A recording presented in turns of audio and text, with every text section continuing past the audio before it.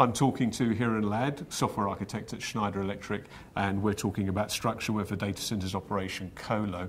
Hiren, you were showing me a little bit about the power architecture capability of the software. Why would a colo want to know more about the power architecture and dependencies within his data center? So a colo environment is very unique. It's a very large environment spaced out for lots of customers.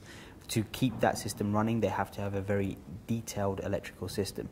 To understand that electrical system in most tools is quite hard. So therefore, within StruxureWare, we need to be able to put their electrical system into the actual product. We need to be able to model it, map it, and then be able to actually tell them where their capacities are, where their power usage is, and where that power is being delivered from and to.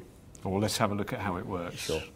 So the way that this works is once we've depicted the actual area that we want to see, we've lifted the assets and we've actually placed them into the system, we need to be able to see the electrical structure. Mm-hmm. Now a data center of this size would have some kind of vast electrical system. So if we flip into the electrical system of that site, you can see here that I've actually got a very complicated electrical system shown on the page, but done in a slightly easier context than what you'd normally see in a large-scale BMS or some kind of mechanical electrical modification system.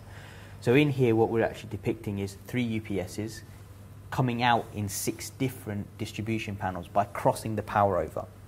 So if I was to zoom in, if we take this UPS here, you can see it's a red feed. You can see this one's a green feed and a blue feed.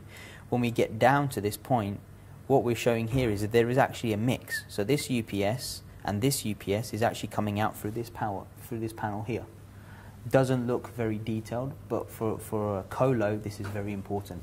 To be able to see where their feeds are, redundancy, resiliency, to be able to make sure that if they are doing any work, that there is power there for the customer not to go down. Because essentially they are there to ensure that a customer stays up 100% of the time. So this has an effect on service level agreements and that sort of thing? SLAs, KPIs, and essentially the way that the colo operates. Thank you very much.